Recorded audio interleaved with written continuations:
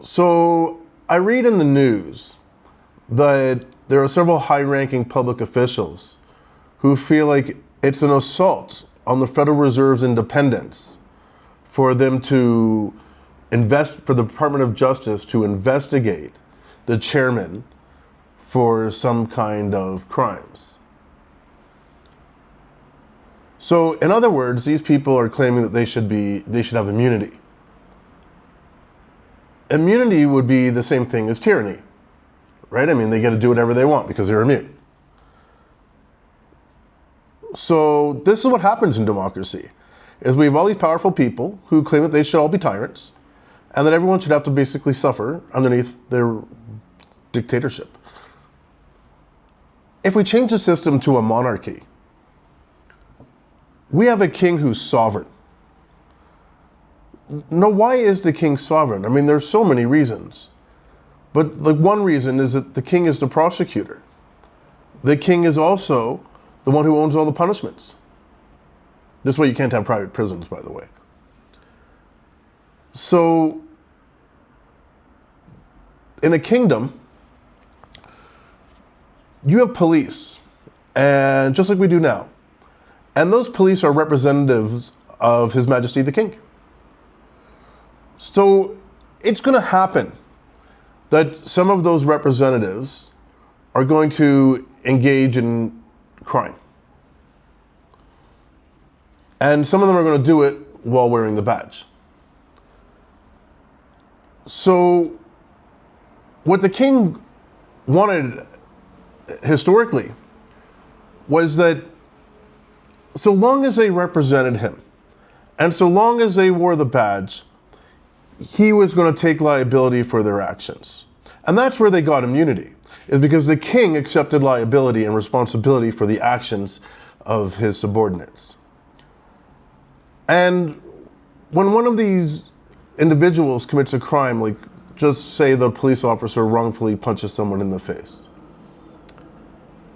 when that happens, it's not really the police officer in his individual capacity which is punching the person in the face. It's the king who's punching the person in the face. And therefore, if we held the king responsible for the actions of all the public officials, right, for all of their crimes, he would end up in a situation where he would basically spend the rest of his life in prison. So what you can do instead in a kingdom is you can sue the king and receive some kind of compensation or damages if you successfully win in a court of law, where instead of having judge-alone trials, you would have juries. And what the king wouldn't protect public officials from would be two things, I would think, maybe at least two things.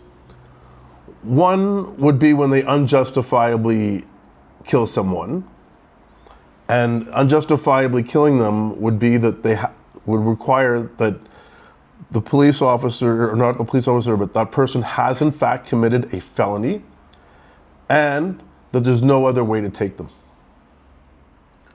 Otherwise, the killing would be unjustified, and the king would not protect the public official because the king doesn't commit unjustified killings, so he doesn't condone it, right? And therefore he doesn't protect it.